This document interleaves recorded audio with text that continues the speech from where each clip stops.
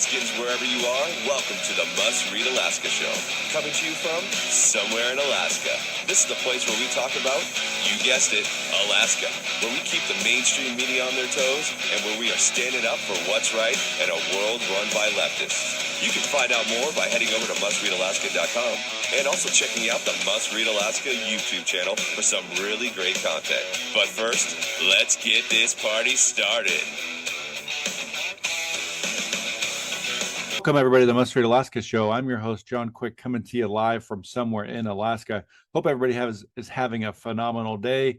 The Iditarod is over, and I hope spring is on its way. I want to thank everybody who listens, watches, and reads Must Read Alaska. If you want to help keep the lights on here, just go to mustreadalaska.com. On the right-hand side, there's a little donate button. Every $10, $100 helps keep the lights on here at Must Read Alaska. If you want to help sponsor the Must Read Alaska Show, just email me, John, John, at mustreadalaska.com. Would love to have you sponsor the Must Read Alaska Show.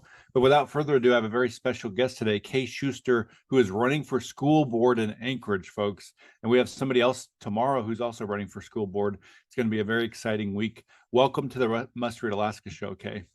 Thank you. Thank you for having me. Well, I'm super excited you're here. We're going to kind of get into all the details of why you're running and, you know, what you're excited about running and things you hope to get accomplished. But first, tell folks where you grew up.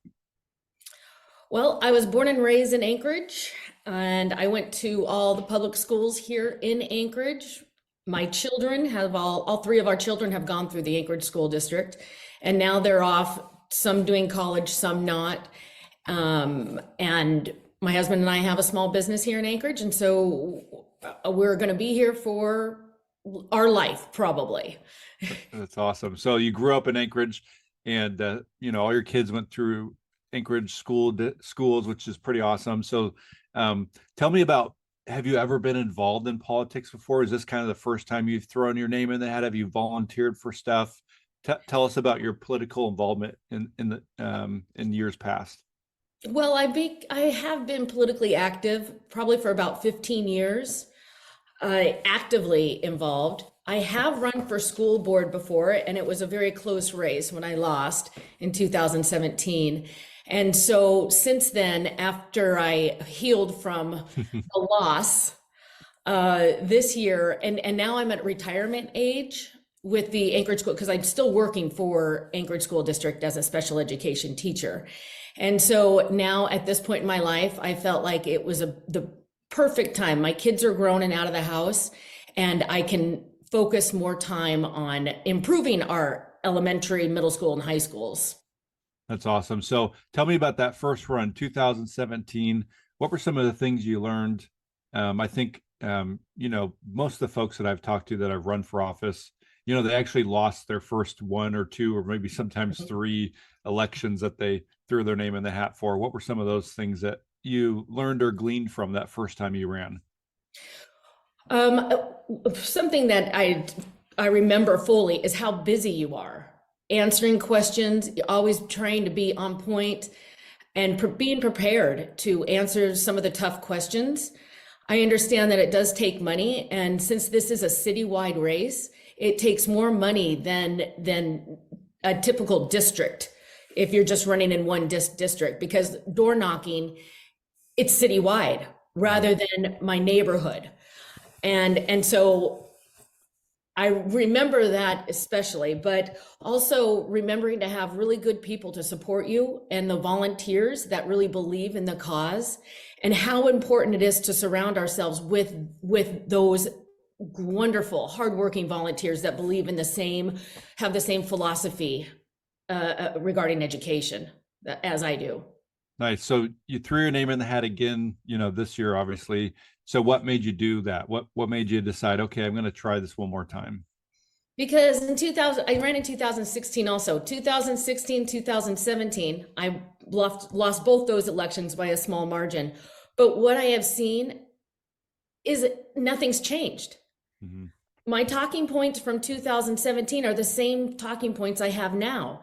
And it's going on, and it continues to go on. And our test scores and our reading scores have not improved.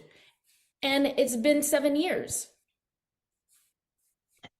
And so, you threw your name in the hat. And so what do you think some of those things are that could be improved upon in the Anchorage School District? I'm sure there's 10 pages worth of stuff, but what are some of those top priorities for you that you think can be improved upon that the school board could help lead that happening? So improving our academic outcomes, to having our students either ready to go to college or to be work ready. That is my main focus. Also the budget. We keep increasing the budget and our outcomes continue to decline. And the trajectory for the academic outcomes are going to decline if we keep doing what we're doing. And so the budget and providing a good curriculum for our kids that will make a difference in their outcomes. Also, something that is tremendously different than from when I first ran is the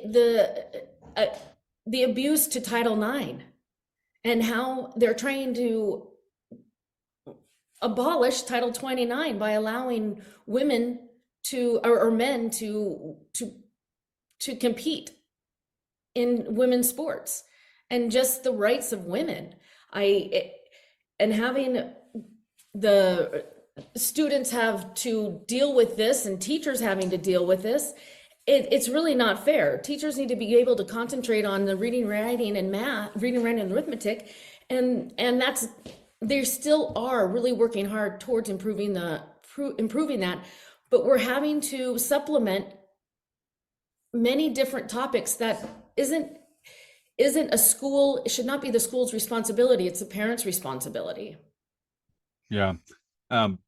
You're a teacher yourself, you're in the school district. Do you think oftentimes teachers find themselves being kind of wrapped up in some of those political actions that are from the superintendent or from the school board, and they just want to be in the classroom and teach?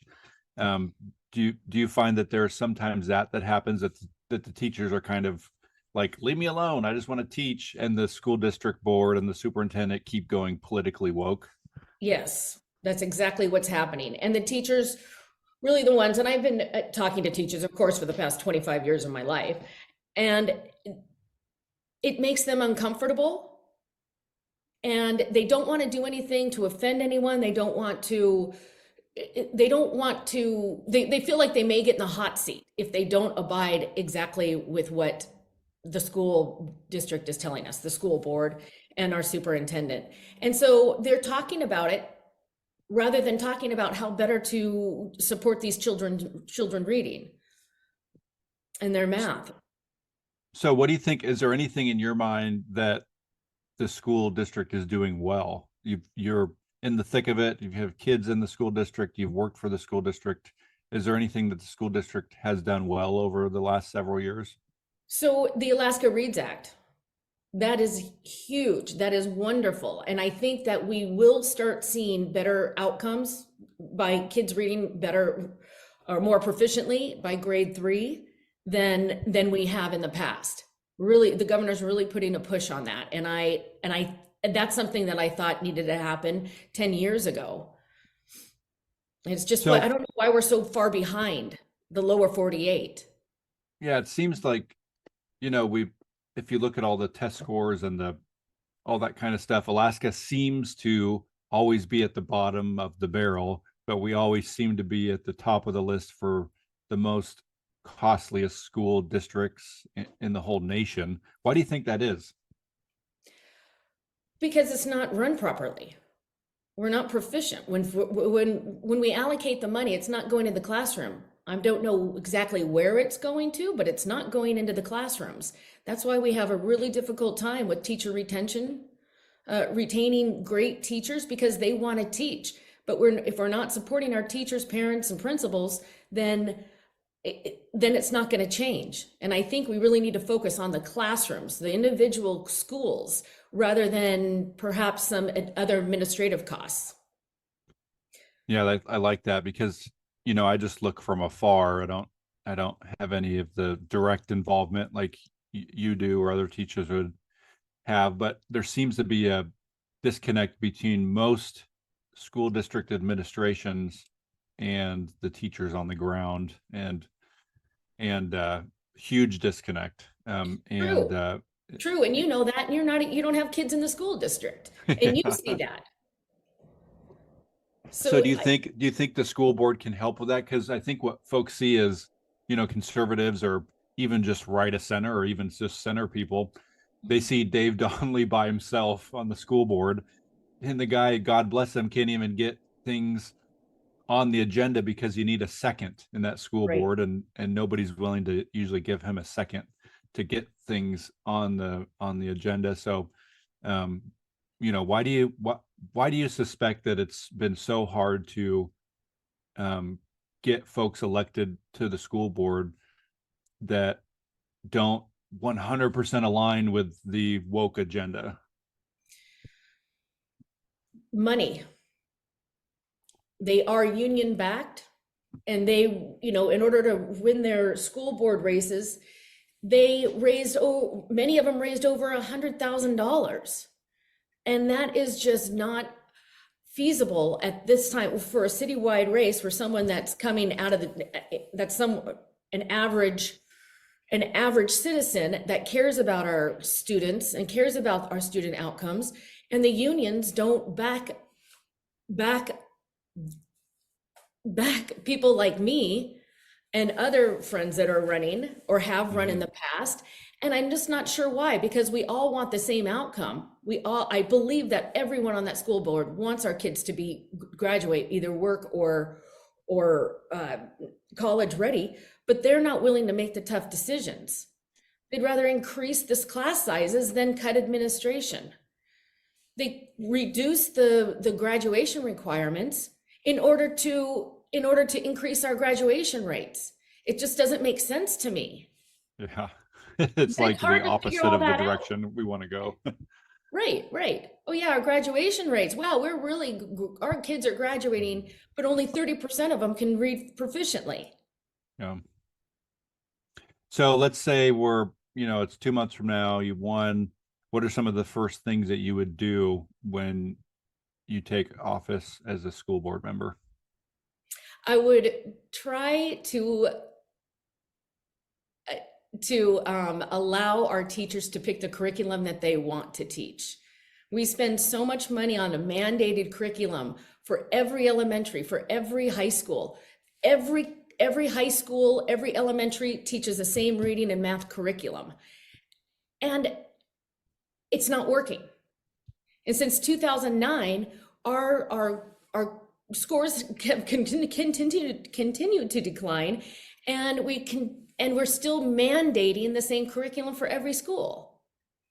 And so that is something I would like to do. And when I was working in elementary schools, and I had 5 different schools as a special education department chair, so I traveled so many different elementary schools. And every time I went into the book room or workroom, stacks and stacks and stacks of books, recycle, black line masters, where the teachers aren't utilizing them. They're using part of it, but a lot of times they spend their own money to get supplemental curriculum so they can make sure that their students are making progress. And if their students aren't making progress, we need to hold the teachers accountable. And we have a lot of curriculum that we already have purchased and we have in our book rooms that we may use. But our administration and school board is not encouraging that. The thought behind it is wonderful because we have a high transient population. So we have kids, going from west or east to South Anchorage. Our kids do travel through Anchorage, and they register at different schools. And so the thought behind it is, well, we're teaching the same curriculum as Sand Lake. We're teaching the same curriculum as Taku Elementary. But it's not working. They're not all on the same page, and they're not all implementing it with fidelity, and they're not all implementing it at the same time. Yeah, the curriculum thing is out of control, in my opinion. And again, I know like just the teeniest little bit of the surface on it, but I was talking to a teacher, I won't say what school or school district or anything like that, but was talking to a teacher, and they were explaining to me this curriculum problem and how school districts will buy this new curriculum with essentially without even talking to teachers and implement it for the whole school district. And the teachers, most oftentimes were saying, well, the stuff I've been teaching for the last 5 years works still, but they buy all this new curriculum that costs literally, probably, depending on what kind of school district you're in, hundreds of thousands to millions of dollars when they didn't even need it in the first place. And we're talking about, when I went to school, I had a history, my history book in elementary school was probably this big, and it was probably 10 years old, and it worked just fine. And we're talking about just the little teeny thing that I saw for curriculum in this school for one class was something like 20 books worth of teaching material and bins and bins and bins worth of stuff as follow-up kind of material. And essentially the teacher said it was useless. And my guess is that's happening all over the state. It's happening all over our Anchorage school district. I know that. Yeah. I mean, good intentions, but after 10 years and it's still not working, there's got to be a change. Yeah. The curriculum is all based on Common Core standards. And so they do have a committee of teachers and parents and administration that do choose the curriculum. They give them 3 choices, but it's all based on Common Core. And so it doesn't matter what they choose, it's all the same curriculum. And so it looks like we're getting a little bit more of a choice, but it's not, because it's district wide. Yeah. It has it's all the same curriculum, just maybe packaged a little differently. Yeah, maybe there's a better salesman. Yeah. Man, I'm in the wrong business, because some of these curriculum businesses are just probably making hand over fist money. I know. So tell folks, when is this election? Because I think, for you and I, we would know when the election is, but I think a lot of folks that maybe are new to Anchorage or maybe haven't voted, in Anchorage elections, they don't, not everybody understands the process, not the mail-in ballots, all those kinds of things. So tell folks about what happens in Anchorage when there's an election. So today, the ballots go out and they go to your home address, and you can vote right then for your people that you want to be elected, and you send it right back in.